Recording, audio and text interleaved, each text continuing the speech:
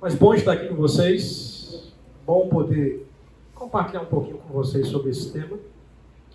A idade que vocês estão vivendo é a idade fundamental para vocês compreenderem e terem contato com esse assunto. Boa parte da força produtiva de vocês com relação ao Evangelho vai estar nessa fase que vocês estão vivendo. Então, quanto mais cedo vocês identificarem qual o dom de vocês, como vocês devem utilizar isso na vida prática cristã de vocês, mais vocês vão amadurecer, mais vocês vão ter a oportunidade de fazer as coisas corretas, pelas motivações certas, no lugar certo. Isso é fundamental. Antes de qualquer coisa, queria convidar você a, nesse momento, curvar aí sua cabeça, fechar os seus olhos. Vamos falar com Deus. Senhor Deus, Pai amado, nós te damos graças por tua bondade e tua fidelidade. Nós te louvamos que o Senhor é bom e o Senhor tem cuidado de nós. Te damos graças, Senhor Deus, por tudo que nós já vimos aqui nesse congresso, pelos louvores que tanto nos inspiraram, pela palavra que foi pregada ontem à noite e hoje pela manhã, por todo o tempo de comunhão que nós tivemos e agora, cada uma das oficinas que o Senhor possa estar ministrando sua palavra no coração do seu povo.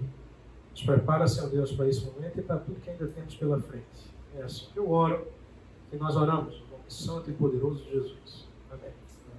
Bom, querido, a gente tem aí 50, 55 minutos para tentar explorar um pouquinho esse tema, certo?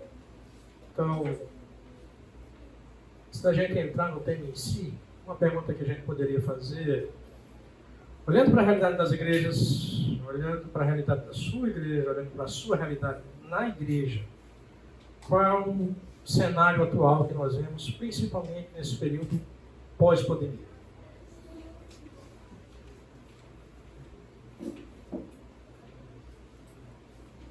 Qual o cenário atual que vocês conseguem identificar, ou se é que vocês não conseguem identificar? Uma vez que vocês passaram aí tanto tempo, esse é o primeiro evento que nós estamos fazendo de conferência pós-pandemia. Como é que vocês conseguem perceber como é que o pessoal voltou para a igreja? A pandemia aguçou alguma coisa, colocou em andamento com uma velocidade maior elementos como superficialidade, individualidade, desconexão. Nós estamos num congresso, o tema do congresso é nexos. Alguém pode compartilhar alguma coisa que viveu, que entendeu desse tempo? Quero estimular a sua participação. Sim, da pandemia e desse processo de voltar para a igreja. Voltar para a igreja, fazer parte do ministério. Como é que você entende essa realidade hoje? Com a pandemia se propagou mais a palavra, através dos estudos online, mas ainda ele se acumulou em casa e na igreja. Então, nós tivemos, como tudo na vida, aspectos positivos e negativos. Positivamente, houve uma propagação maior da palavra por meio das pregações e cultos online. As pessoas estavam em casa, muitas vezes teve a oportunidade de compartilhar links com pessoas que jamais iriam ter um tempo para parar, sentar e perceber alguma coisa com relação às Escrituras. Por outro lado, para a gente, para a vida em igreja, no início, o meio online é o que a gente tinha. Pelo menos eu falo da minha experiência. O espaço online é o que a gente tem, mas depois de 6, 7 meses a coisa começou a ficar insuportável. A ausência, a vida cristã e os dons espirituais são algo que foram dados para a igreja para se viver em comunidade. Então alguns foram meio que atrofiando, né?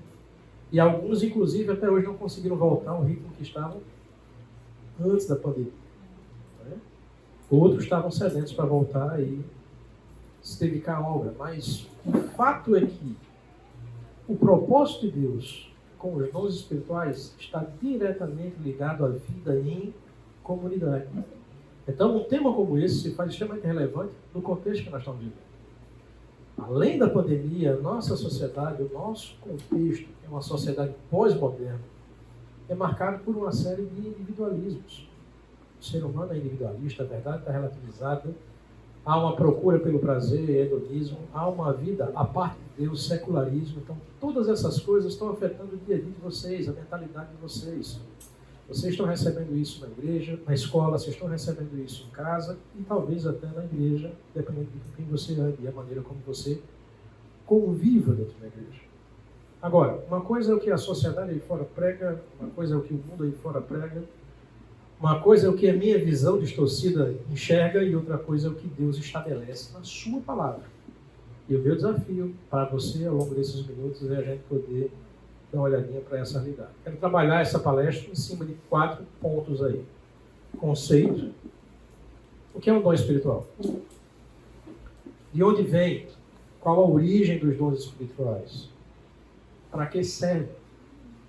E uma vez que eu saiba, eu sei o que é, de onde vem, para que é, como é que eu executo, como é que eu exerço os dons que Deus me deu. Há um padrão bíblico estabelecido para que eu e você venhamos a servir a Deus por meio dos nossos dons espirituais. Então, são sobre essas realidades que a gente quer conversar um pouquinho hoje pela tarde. Né? Então, a primeira pergunta é, o que são dons espirituais? Alguém quer estar? Seriam os dons da língua, de Bíblia e etc. Faz parte. Mais alguém?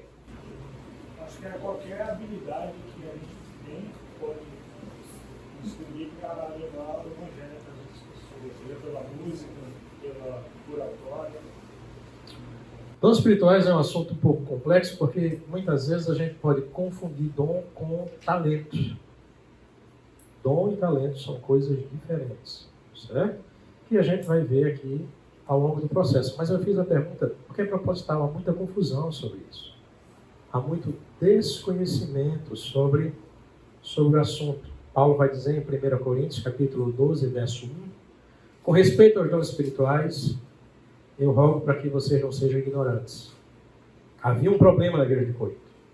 Havia falta de conhecimento com relação aos dons espirituais. Esse não é um assunto periférico da fé cristã.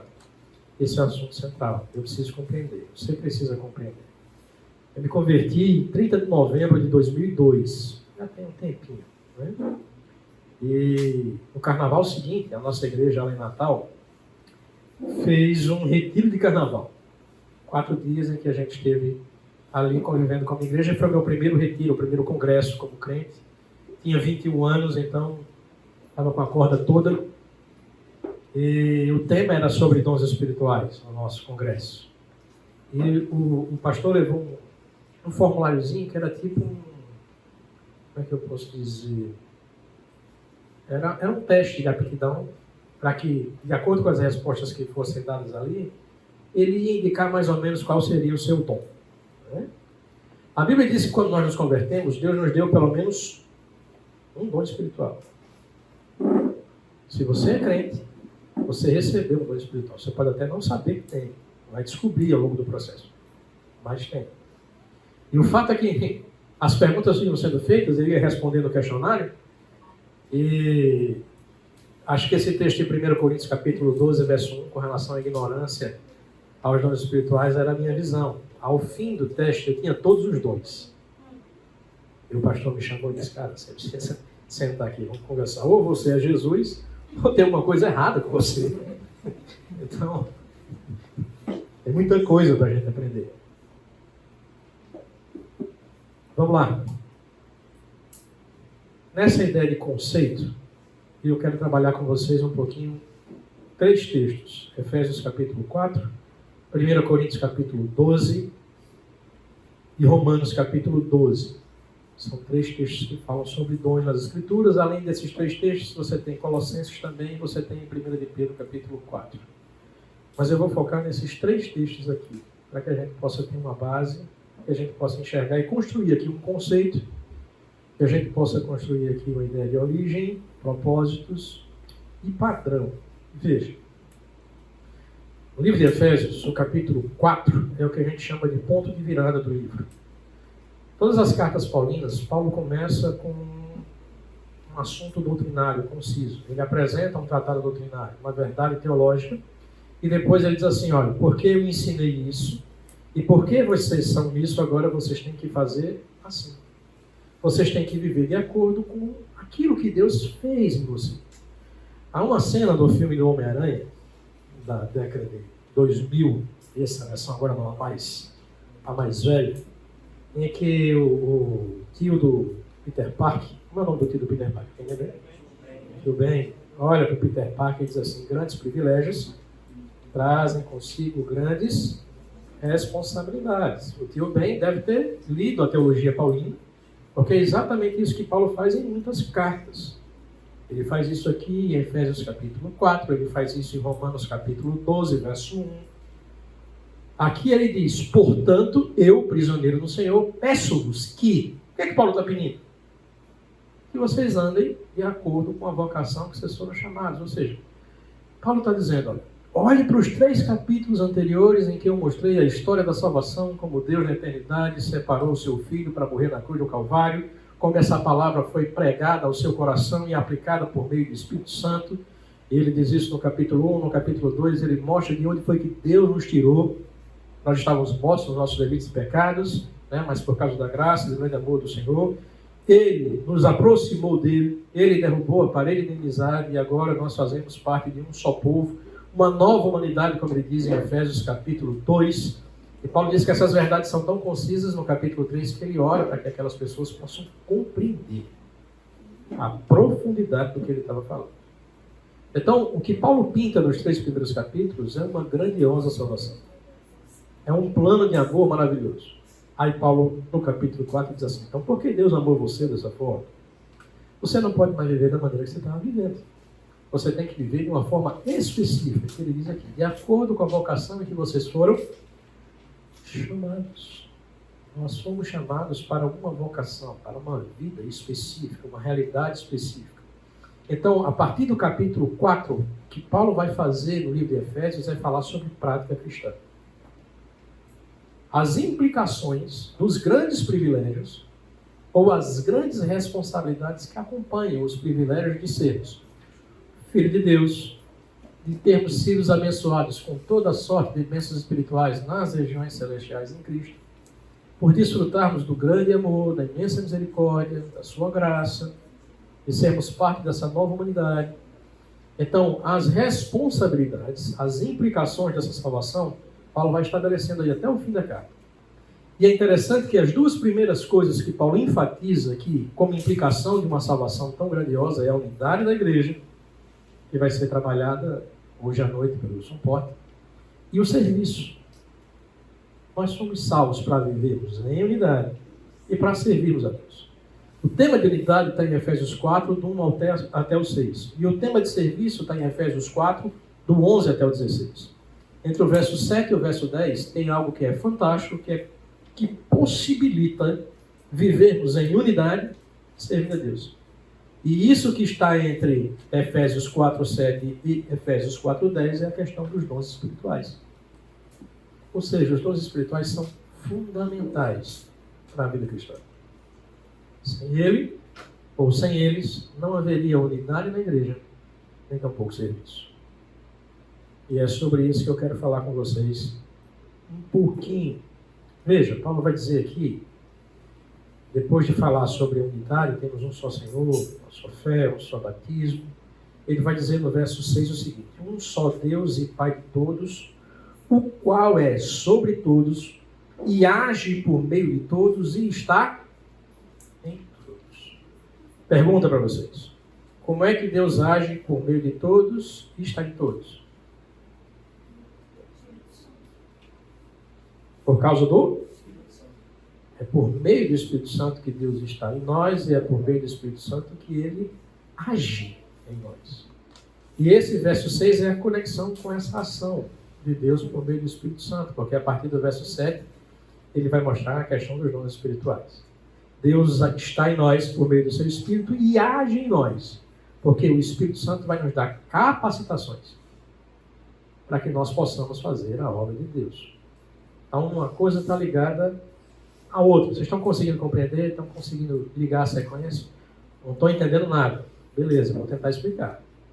Não estou entendendo de novo. Beleza, vou tentar explicar de novo. Ah, mas eu não estou entendendo de novo. Então, depois, no final, a gente senta e conversa, porque não vai dar tempo. Mas, deixa eu tentar pescar algumas coisas com vocês aqui. Em 1 Coríntios, capítulo 12, também é um texto em que Paulo fala, talvez o texto que Paulo explique, com mais quantidade de recursos, a ideia de dons espirituais, para uma igreja que tinha uma grande confusão em compreender isso. Paulo diz assim: há diversidade de realizações, mas é o mesmo Deus que realiza tudo em todos. Veja que o texto é correlato com Efésios capítulo 4. É o mesmo Deus que age em todos. Como é que Deus age em todos? Ele esclarece aqui: mas a manifestação do Espírito é dada a cada um para um benefício comum. Essa operação ou manifestação do Espírito é a comunicação de um dom espiritual. Aqui em Efésios 4:7,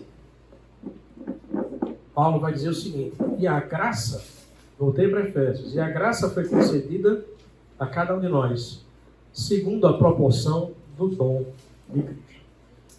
Estamos falando sobre dons espirituais. E no início do assunto sobre dons espirituais, ele usa a palavra graça, o caris, quer dizer presente de Deus.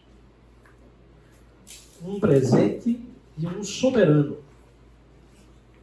Deus nos dá um presente, ou seja, estamos construindo um conceito de dom espiritual. A primeira coisa que eu preciso saber sobre dom espiritual é que ele é o quê? Ele é um presente. Ele é um presente que nos foi dado por Deus. Se é um presente, depende de mim ou de quem dá o presente? Depende de quem dá o presente. Inócuo e não há nenhum sentido pessoas procurarem, buscarem o dom espiritual, porque o dom espiritual é comunicado ao crente por parte de Deus. Isso ele faz como lhe apraz, como diz 1 Coríntios, capítulo 12, verso 11. É um presente que é dado por Deus, de forma soberana.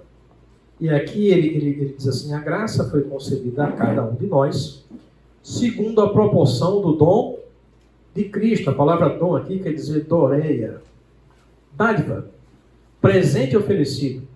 Então veja, é um presente do Deus Pai, do Deus Filho, com a ação do Espírito Santo. Então a graça, o presente, o dom espiritual é o presente do Deus triuno. Para quem? Olha para o texto. Para quem é esse presente? Para os pastores? Acertem aí. Só para os mais experientes. Só para quem está casado. Para cada um de nós. Eu e você. Se uma vez nascemos de novo, se houve uma operação do Espírito em nós, nos convencendo do juízo, do pecado e da justiça, nós recebemos um dom espiritual. E esse dom é um presente de Deus. Para mim, para você. Vamos avançar. No verso 8 ele diz: por isso, quando ele subiu às alturas, levou o cativo o cativeiro e concedeu o quê?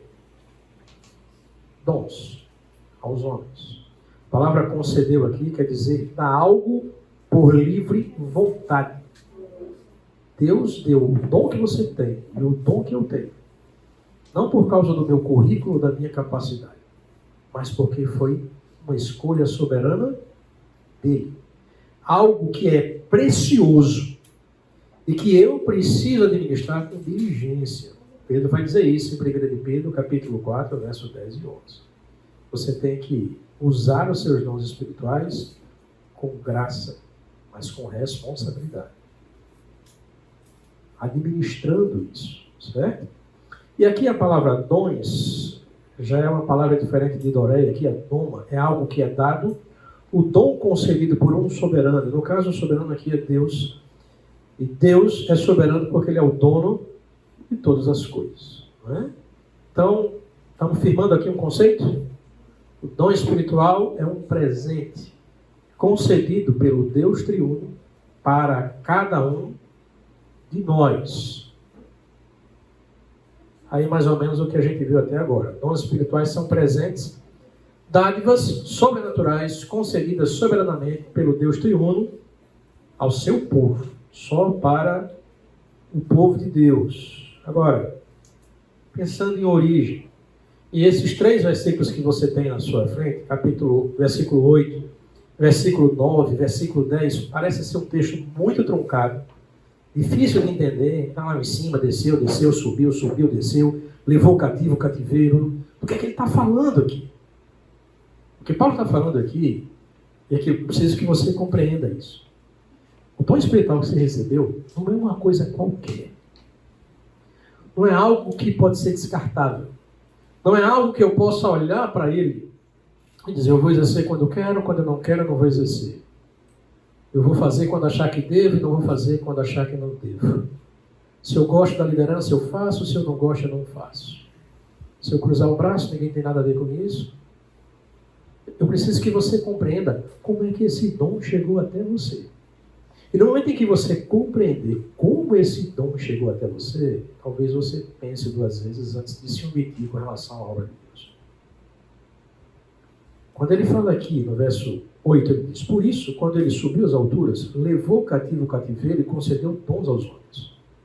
Ora, o que quer dizer subiu, senão que também havia descido às regiões inferiores da terra? Aquele que desceu é também o mesmo que subiu a todos os céus para encher todas as coisas. Veja, queridos, há alguma confusão com relação à interpretação desse texto. Algumas pessoas dizem que a ideia aqui foi que Jesus foi até o inferno pregar o Evangelho. Por esse texto você não pode afirmar isso. Longe disso. A palavra aqui desceu, ou descido, é katabaino, que significa descer, vir para baixo, ser lançado para o estágio mais baixo da miséria e da vergonha. Queridos, antes do Senhor assumir uma forma humana, onde é que ele estava? Onde é que ele estava? Não estava em canto nenhum. Onde é que Jesus estava antes de assumir uma forma humana? No céu. Desfrutando da glória do Pai. Ele estava onde? No alto. E agora ele veio para cá e fez o quê? Desceu.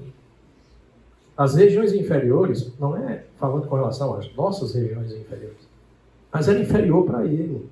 Lembra que Paulo vai dizer lá em Filipenses, capítulo 2, verso 5? Ele abriu mão da sua glória e veio até nós. E se humilhou, assumindo uma forma o quê? Humana. Então, ele mostra que o Senhor desceu e que o Senhor subiu. E quando ele subiu, e aqui subiu, é estar na presença de Deus, ascender à presença de Deus. Esse subir às alturas significa estar no espaço onde só Deus reside, no lugar de perfeição onde Deus está agora. E o que foi que o Senhor Jesus fez quando subiu? A Bíblia diz que ele levou cativo o quê? O cativeiro, a ideia. O que Paulo está citando aqui, queridos, é uma citação de um salmo do Velho Testamento, que cita exatamente o momento em que Moisés sobe até o monte Sinai. E lá Moisés recebe de Deus o quê? As tábuas da lei. E desce com as tábuas da lei. E naquele momento o monte trovejava e a glória de Deus ali se manifestou. Paulo tem aqui em mente duas coisas interessantes. Ele tem essa mente de Moisés, essa visão de Moisés subindo e trazendo consigo a sua vitória, o seu despojo, que é a aliança que Deus fez com os homens. E Paulo também tem aqui em mente uma figura do Império Romano. No Império Romano, quando havia uma grande vitória militar, por exemplo, quando Júlio César conquistou a Gália, houve uma parada militar. Houve uma cerimônia chamada cerimônia de triunfo. E o que é isso? Um general vitorioso entrava pela cidade, toda a cidade parava para ver a chegada daquele general. E ele ia, e ali atrás dele vinham os seus cativos, aqueles a quem ele conquistou. Né? E ele ia diretamente à presença do soberano, do imperador. Quando ele chegava na presença do soberano, ele subia as escadas, porque o soberano estava lá em cima, e ele entregava ao soberano o estandarte da vitória. O soberano recebia isso e fazia uma menção para que as pessoas aplaudissem e venerassem o general, no caso Júlio César. Depois, Júlio César apresentava os despojos e o rei dava parte dos despojos para que Júlio César distribuísse com as pessoas que estavam ali assistindo. O que é que isso tem a ver com as Escrituras? Veja, a ideia aqui é que o Senhor veio até nós. Ele desceu às regiões inferiores. Ele pregou o Evangelho. Ele subiu até aquela cruz e na cruz ele matou a própria morte. Ele levou para o céu aquilo que nos prendia. O que é que nos prendia? a escravidão do pecado. Ao morrer na cruz, o Senhor aniquilou a escravidão do pecado. E quando ele sobe, ele mostra ao Pai, como um bom general, o resultado da sua vitória. Ele apresenta a Deus os seus feitos. E o que é que Deus faz? Deus dá de presente ao Senhor Jesus os despojos em forma de dons espirituais. Para que Deus possa repartir, assim como um general romano repartiu os despojos com o seu povo. Deus agora que nos conquistou, levou cativo aquilo que nos prendia junto com Ele. E agora, como resultado disso, Ele nos dá esses dons como presente. Ou seja, querido, pare para pensar. O dom que eu tenho e o dom que você tem é um fruto direto da vitória de Cristo na cruz. É um presente do Deus triunfante para mim e para você. Não é qualquer coisa. Não é uma coisa para você olhar e dizer: Deus me deu esse dom, mas eu acho que não é legal. Eu queria aquele dilema que Paulo vai dizer em 1 Coríntios capítulo 12. Porque eu não sou mão, eu não sou do corpo. Eu queria ser olho, mas eu não sou olho. Há pessoas que têm uma profunda insatisfação com o dom que Deus lhe deu. E por que tem essa insatisfação? Porque não consegue compreender de onde vem o dom espiritual. Veja, é um presente de Deus. É um presente que Deus deu ao Jesus como recompensa pela obra de Cristo na cruz. Certo? Então, conceito e origem. Os dons espirituais são, portanto, um presente do Deus soberano ao Cristo triunfante, para ser repartido com o seu povo. E como é que Cristo reparte com o seu povo? Por meio do seu Espírito. Isso de acordo com os textos que a gente viu até aqui. Agora, uma vez que eu entendo o conceito, e uma vez que eu entendo a origem, o dom espiritual não vem para mim porque alguém orou com a mão na minha cabeça e que essa pessoa orou e recebeu um dom. Não é porque eu fiz jejum e oração por 3 semanas que eu recebi um dom. Foi porque Deus, soberanamente, no momento em que eu me converti, decidiu me dar um dom. E esse dom é um resultado direto da vitória de Cristo aonde? Lá na cruz. É por isso que eu tenho um dom. Agora, com que propósito? Com que finalidade? Aqui no verso 10 ele diz: aquele que desceu é também o mesmo que subiu acima de todos os céus para. Todas as vezes que você vê essa palavrinha aí nas Escrituras, para, ou a fim de, significa o quê? Finalidade, propósito. Qual é o propósito de Deus dar dons espirituais por causa do que Cristo fez na cruz para mim e para você? O texto responde: para encher todas as coisas. Todas as coisas são essas. Para que servem os dons espirituais? Queridos, observe o que ele vai dizer aqui nos próximos versículos. Ele mesmo concedeu uns para apóstolos, outros para profetas, outros para evangelistas e outros para pastores e mestres. Essa lista aqui é uma lista de quê? O que vocês acham que é essa lista de qualidades que tem aqui em 1 Coríntios, em Efésios 4:11? Veja, ele não está falando simplesmente da posição das pessoas. O contexto todo está falando sobre dons espirituais. E quando ele fala de encher todas as coisas, ele está falando sobre a ideia de tornar perfeito, completo. E o que é que Deus, por meio de Cristo, para o povo de Cristo, quer tornar completo? A igreja, o seu próprio povo. Como é que ele vai fazer isso? Distribuindo dons. E aqui ele cita o exemplo de alguns dons. Dom do apostolado, dom dos profetas, o dom do evangelista e o dom para pastores e mestres. Eu prefiro entender, a melhor tradução aí seria pastor, mestre. Se o pastor não sabe ensinar, tem alguma dificuldade com ele. Porque é um dom que você recebe. Não são dois diferentes, é um dom só. Pastor, mestre. Agora veja, por que Deus deu todos esses dons aí? Para edificar a sua igreja? Olha, para ou com vistas a uma finalidade, a um propósito dos dons espirituais. Os dons espirituais não é para, por exemplo, criar na igreja uma competição para ver quem é mais espiritual e quem é mais crente do que o outro. Não é para criar uma hierarquia espiritual. Não é para mostrar os que são aprovados e os que são reprovados. O dom espiritual, os dons espirituais têm um propósito de edificação, construção, tornar a igreja madura, completa não no sentido de perfeição total, mas no sentido em que não necessita de mais nada, além do que já está dado. Então ele diz aqui, com vistas ao aperfeiçoamento de quem? Dos santos. Para quê? Para o desempenho do serviço que eles precisam. Para quê?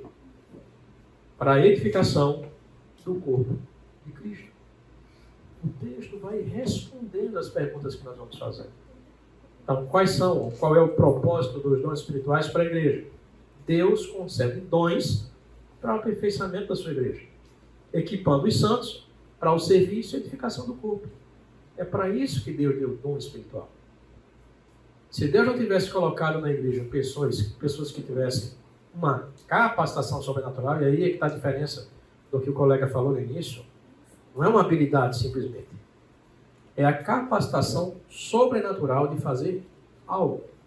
Veja, tem pessoas que sabem ensinar? Tem. Conheço professores seculares que têm uma habilidade de ensinar que você fica assim. Eu mesmo fui fazer história por causa de um professor meu de história.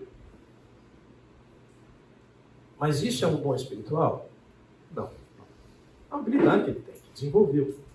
O dom espiritual é algo que é comunicado espiritualmente por Deus. Então ele é sobrenatural. E capacita sobrenaturalmente pessoas para fazer esse exercício. Então, tem pessoas que conhecem muito das Escrituras. Muito. Mas se você pedir para ela dar uma aula, ela não vai conseguir sair do lugar. Por quê? Porque não é o dom dela ensinar. Agora, tem pessoas que talvez não tenham tanto conhecimento, mas têm muita facilidade em o quê? Em dar uma aula. Mas se você pedir para essa pessoa que tem muita facilidade, por exemplo, para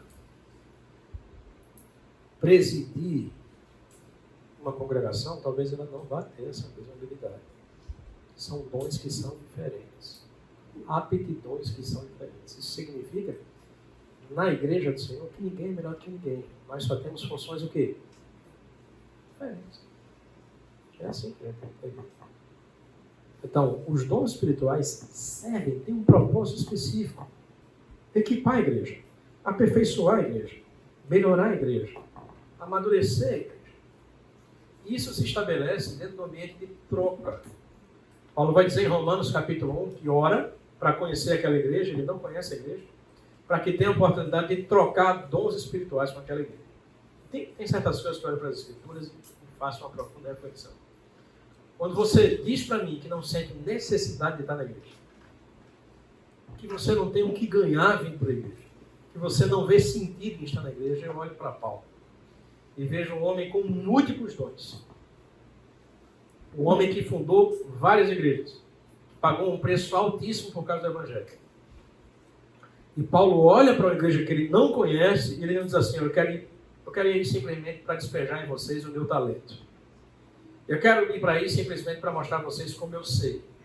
Eu quero ir para aí simplesmente para que vocês me sirvam.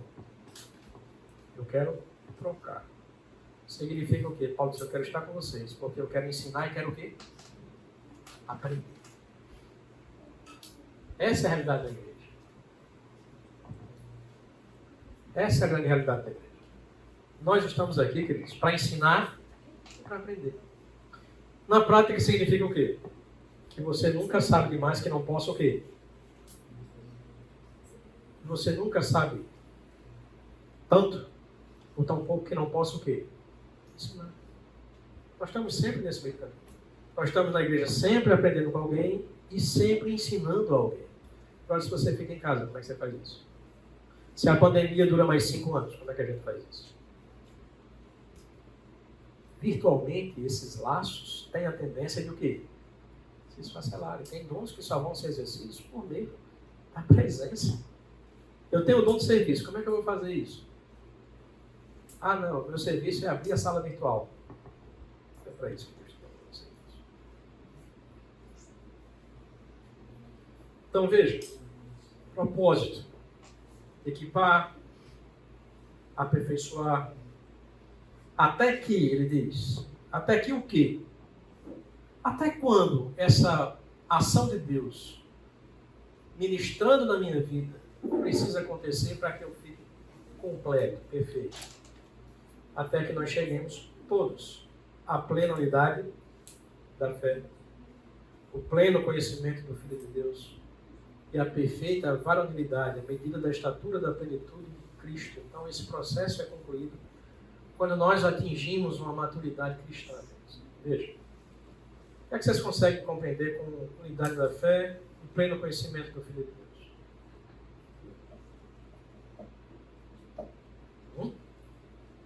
São textos que vocês leem constantemente. Vocês não podem, pessoal, brincar e passar por cima dos textos. Esse texto está querendo dizer uma coisa. A ideia, se eu não compreender aqui, é um padrão tão alto que eu não vou nunca conseguir. A perfeita varonilidade de Cristo, o pleno conhecimento. Tem que ser pastor, ter mestrado, doutorado. Aqui ele está falando de uma fé madura. Ele está falando de pessoas que conseguem entender realmente quem foi Cristo. Ele é homem e Deus ao mesmo tempo. O que ele fez, a sua morte vicária, os seus ofícios. Que eu só sou salvo por meio da graça desse Jesus. No momento em que nós, como igreja, conseguimos ter essa certeza. Ah, eu sou salvo pela graça, mas eu preciso fazer algo mais. Ah, eu estou com medo de perder minha salvação. Aí no conhecimento de quem é Jesus, de quem foi Cristo, qual a sua obra, qual a herança que isso gera para mim e para você. É para isso que Deus nos deu os dons espirituais, para que fôssemos crentes maduros. Olha o contraponto que ele faz no verso posterior. Por que eu tenho que ter dons espirituais? Por que eu tenho que estar maduro em Cristo Jesus? Por que minha fé tem que estar centrada em Cristo? Por que eu tenho que estar alicerçado, enraizado nele? Para que eu não seja levado por todo sopro de vento de doutrina. Para que eu não seja inconstante na fé. Para que eu não seja levado por qualquer onda teológica que venha por aí.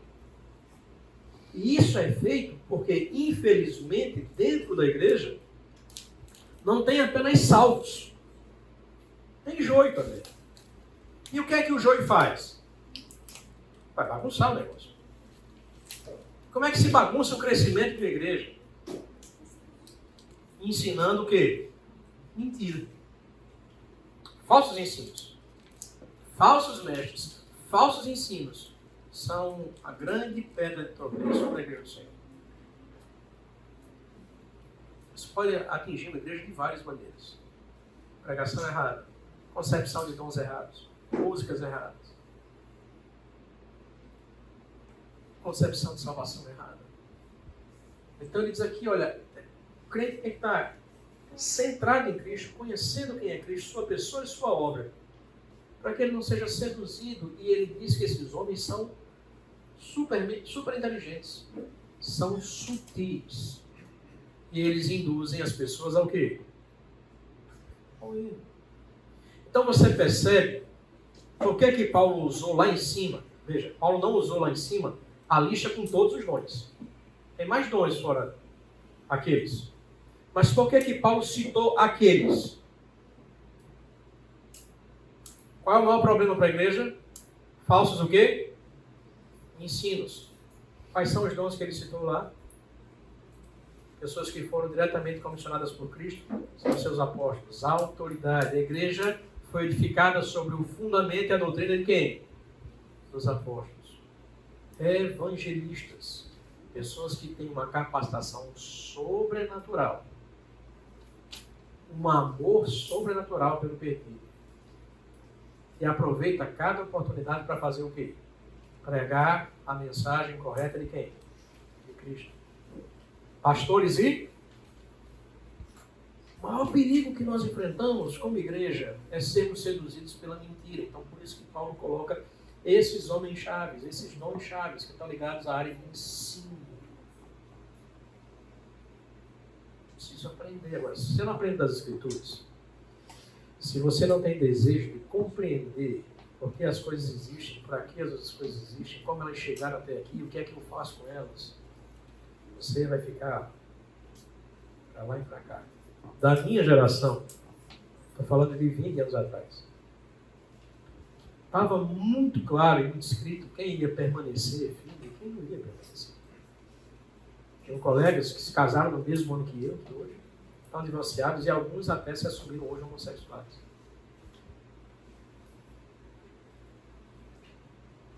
Desejo de conhecer, seriedade com o ensino, seriedade com as Escrituras, seriedade com os dons que Deus me deu.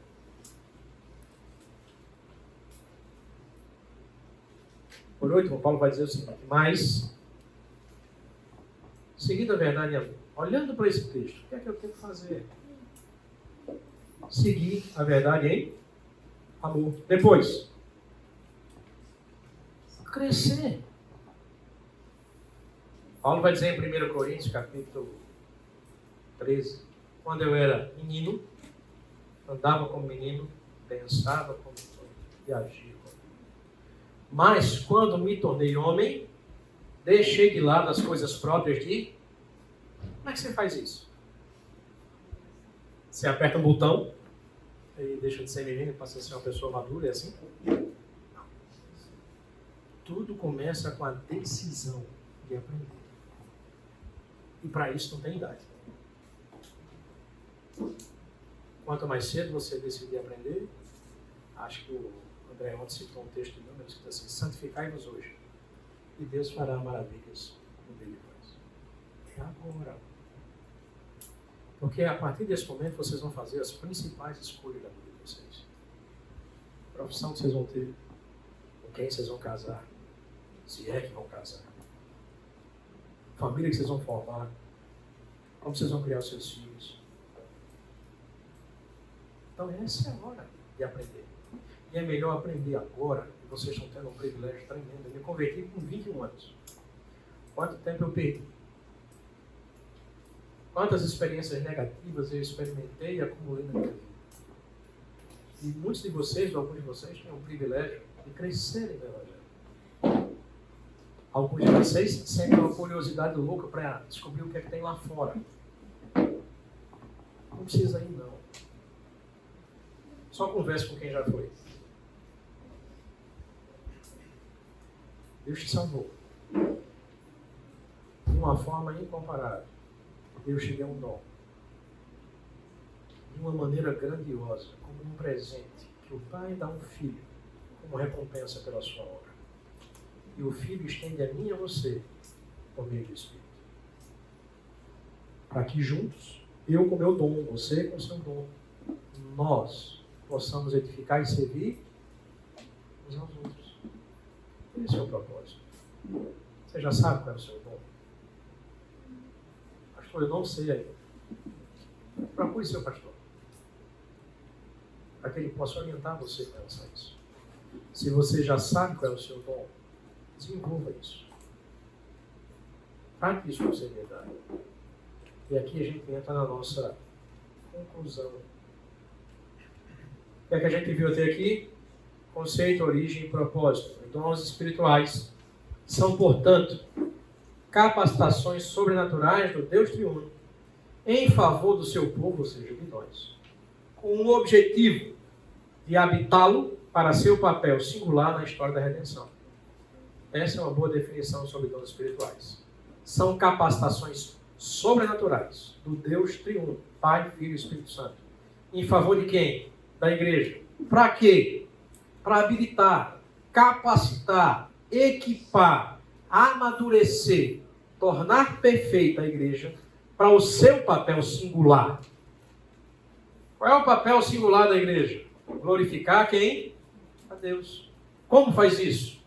Servindo, adorando e evangelizando. Só a igreja tem esse propósito.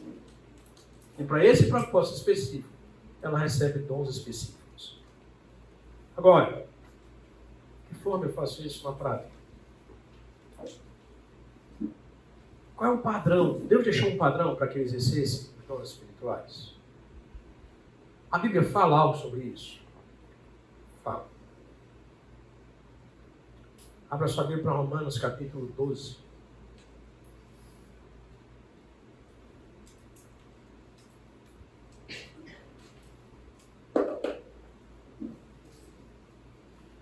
Romanos 12 é mais uma daquelas sessões de ponto de virada das Escrituras. Foram 11 capítulos de doutrina. Grandes privilégios. Agora Paulo vai falar sobre as grandes responsabilidades. Por isso, em Romanos capítulo 12, verso 1, ele diz: rogo-vos, pois, que apresentei os vossos corpos como sacrifício vivo, santo e agradável a Deus. Pois esse é o vosso culto racional. E não vos amoldeis ao presente século, mas transformai-vos pela renovação do vosso entendimento. Aí ele fecha esse parágrafozinho dizendo o quê? Para que experimenteis a boa, agradável e perfeita vontade de Deus. Nós já vimos nos textos anteriores que a vontade de Deus é que eu descubra o meu dom, exerça o meu dom para a edificação da igreja. Quando Paulo está falando aí de vontade de Deus, queridos, cuidado para você não romantizar o texto.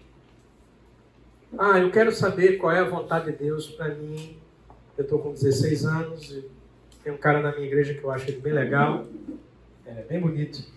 E o que é que eu vou fazer agora? Eu vou passar uma semana me santificando e vou passar uma semana lendo a Bíblia, porque se eu fizer isso, Deus vai me mostrar qual é a vontade dele, que é boa, perfeita e agradável. Ou eu vou pegar lá o Salmo 84 e vou dizer: agrada-te do Senhor e Ele satisfará o desejo do meu coração. É só eu barganhar com Deus e Deus vai me mostrar. Não é isso que ele está falando. Veja, Paulo não está falando aí de uma vontade que precisa ser descoberta. O texto diz assim: para que vocês descubram. Tem assim na sua Bíblia?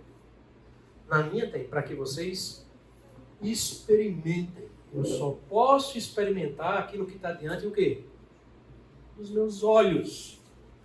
O que Paulo vai falar do verso 3 até o verso 8 é a vontade de Deus com relação ao exercício dos dons espirituais. É disso que ele está falando. Não está falando de namoro, está falando de casamento, está falando de emprego, de que carro eu vou comprar. Ele está falando da vontade que Deus já revelou para mim e para você como crente. Aí ele diz a primeira vontade, o primeiro padrão para que eu exerça os meus dons está aqui. Porque pela graça que me foi dada. Veja, quando Paulo diz isso aqui, é um anúncio solene. A melhor tradução aqui seria o seguinte: quando ele fala de graça que me foi dada, ele não está falando da graça da salvação. Lá em Romanos capítulo 1, verso 5, ele diz que receber de Cristo o apostolado foi uma graça. Ele está falando do dom que ele recebeu. Pelo dom que eu recebi do apostolado. Ou seja, ele está dizendo o seguinte: a vontade de Deus é boa, perfeita e agradável. E eu, como apóstolo, emissário desse Deus, quero esclarecer para você qual é a vontade. Entenda que aqui, Paulo não está falando de forma geral. Eu estou falando para vocês de forma geral. Mas aqui, Paulo faz um funil. Ele diz assim, para todos vocês, mas ele diz para cada um dentre vós. A vontade de Deus é boa, perfeita e agradável para cada um de nós. É como se Paulo pegasse o meu nome e colocasse aqui. Olha, Alexandre, descubra aí a vontade de Deus. Experimenta aí a vontade de Deus. Ela é boa, perfeita e agradável.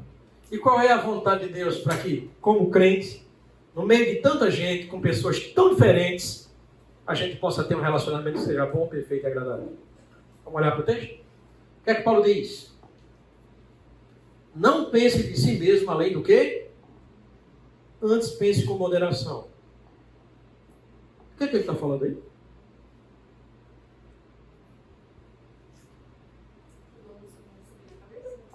Opa. Não ache que você é mais do que você é. Claro que você não pode achar mais do que você é. O dom não é seu, ele está com você. Você está deixando o que é de Deus. Foi Deus que escolheu e te deu. É Deus quem te capacita. Então o que você faz na igreja não é para você tocar trombeta, amigão. Em outras palavras, Paulo está dizendo que o padrão pelo qual eu devo exercer meu dom espiritual é com extrema humildade. Ele diz como a gente costumeiramente vê o contrário disso. Em igrejas, alguns pregadores de renome, alguns cantores de sucesso. Tem gente que anda hoje inchado de orgulho. Paulo está dizendo que o padrão inicial pelo qual eu devo exercer um dom espiritual é o quê? É a humildade. É não pensar além do que convém. Nem se achar vítima de todas as coisas. Pense com moderação e equilíbrio. É disso que ele está falando aqui. E ele diz aqui uma coisa interessante. Segundo a medida da fé que Deus repartiu com cada um. O que é isso que ele está dizendo? Como é que ele está falando de medida da fé?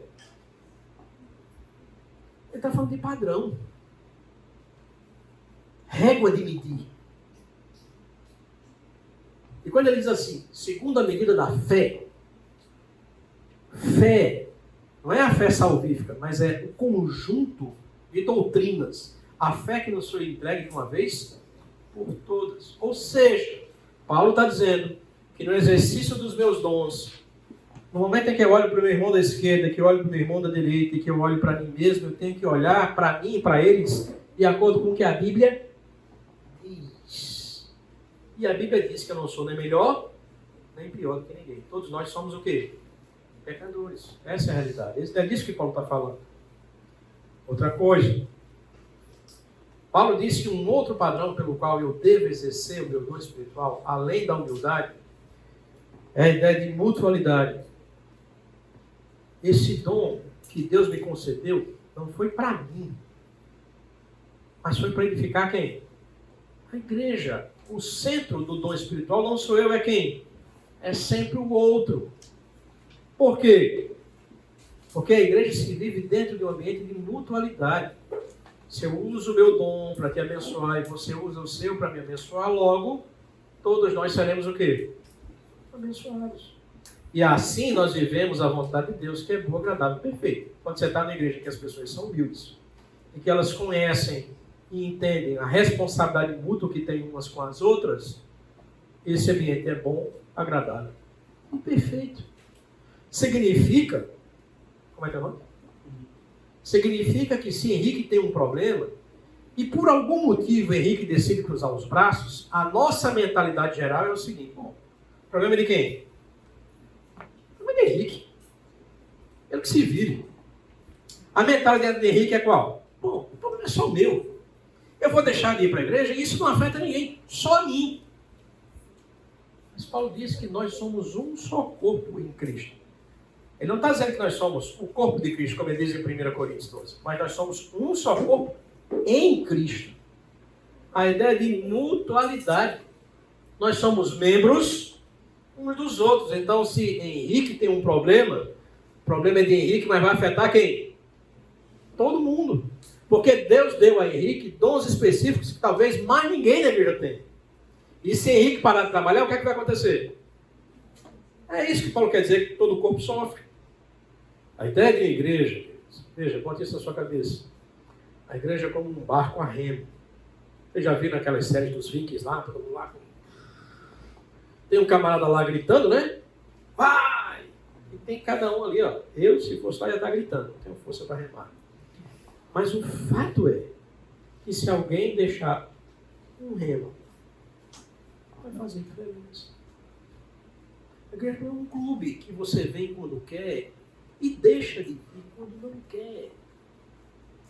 Não há espaço para individualismo na igreja. Você tem que tomar o seu remo.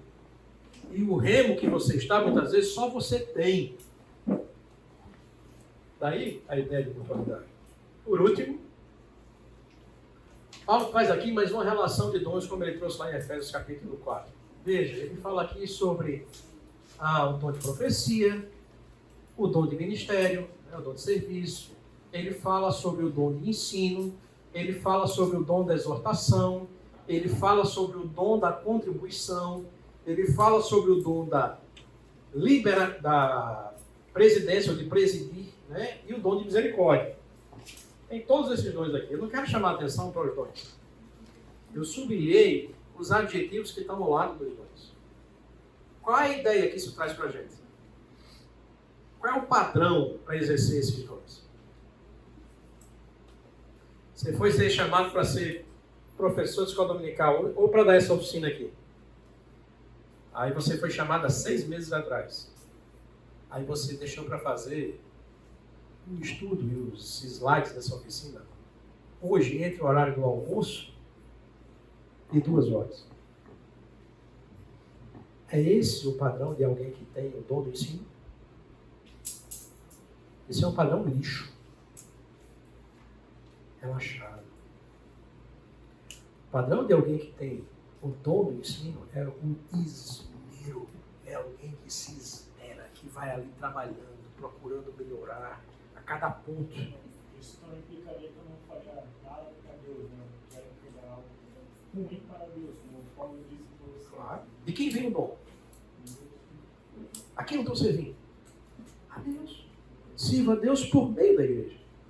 Então não é qualquer pessoa, não é de qualquer jeito. E aqui a gente tem um terceiro padrão. O terceiro padrão pelo qual você vai exercer o dom que você tem, seja ele qual for, é o padrão da excelência.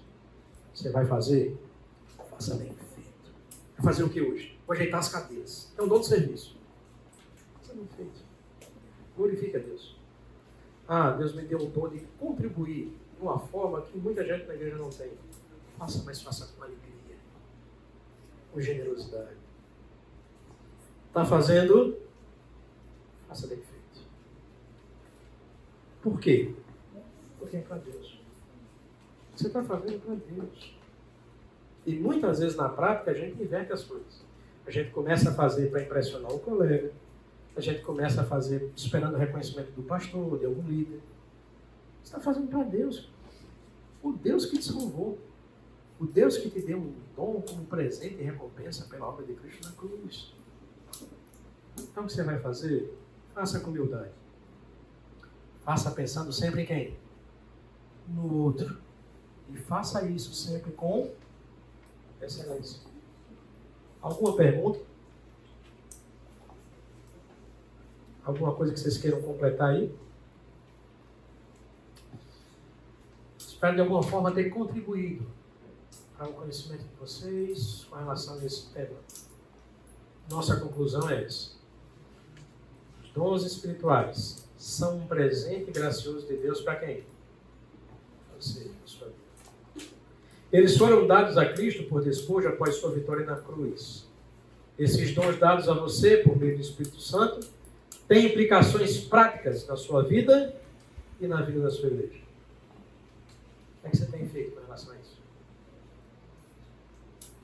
Como é que você encara os dons espirituais? Como é que você encara as oportunidades de serviço que você tem na sua igreja? Não sei quantos de vocês são daqui, mas a primeira vez que eu cheguei aqui na igreja e vi uma igreja tão grande, vi gente trabalhando aqui no estacionamento, gente trabalhando lá em cima, gente na cantina, gente trabalhando na iluminação. Aí eu acho que não precisa de muito trabalho aqui, já tem muita gente. A igreja faz o que faz, com aproximadamente 50% da mão de obra da igreja. Quanto mais nós não faríamos se toda a igreja estivesse usando o dom de Deus. Como é que você se enquadra nisso? Você está nos 50% que estão com a mão no remo? Você está pensando em largar o remo? Você já soltou o remo há muito tempo. O dom está com você, mas não é seu. O dom é de Deus. E você vai prestar contas diante dele um dia por aquilo que você fez por meio dos dons que ele deu. Pensa sobre isso. Canalizem as forças de vocês agora, nesse momento, para isso. Se envolvam com a obra de Deus. Mergulhem de cabeça na obra de Deus. Busquem em primeiro lugar o reino de Deus e a sua justiça. Mas as coisas que vocês acham valiosas e interessantes, no seu tempo, vão ser acrescentadas. Amém? Vamos orar? Com sua cabeça, feche seus olhos. Senhor Deus, Pai amado, nós damos graças por tua bondade. É bom saber que, além de uma salvação gloriosa como a que nós recebemos do Senhor, o Senhor nos deu um presente. Um presente tão maravilhoso, de tão alta dignidade que foi dada ao teu Filho. Uma vez que ele levou cativo aquilo que nos prendia, uma vez que ele cravou na cruz o cativeiro da morte e do domínio do pecado sobre nossas vidas, o Senhor lhe deu homens como recompensa, como herança. E a esses homens o Senhor concedeu dons, comunicações espirituais, para que esses homens que são teu povo, a tua igreja, pudessem te servir da melhor maneira possível e cumprir o teu plano singular na história da redenção. E esses homens somos nós, isso chega até nós. Cada um de nós recebemos isso e desfrutamos disso. Senhor Deus, abre os nossos olhos para enxergar a riqueza de tudo isso. E que nós venhamos, Senhor Deus, a colocar em prática todas essas coisas com humildade, pensando no outro, com mutualidade e, acima de tudo, com excelência. Porque Tu és digno de receber toda a honra, toda a glória, todo o louvor. Sente, Senhor Deus, com cada um desses jovens e desses adolescentes. Fortalece, Senhor Deus, e encoraja-os para que descubram os seus dons, para que desenvolvam os seus dons, para que experimentem a boa, agradável e perfeita vontade de Deus em suas vidas e em suas igrejas. E que eles possam ser, Senhor Deus, instrumento de bênção na vida uns dos outros. É assim que eu oro e que nós oramos no nome santo e poderoso de Jesus. Amém. Amém.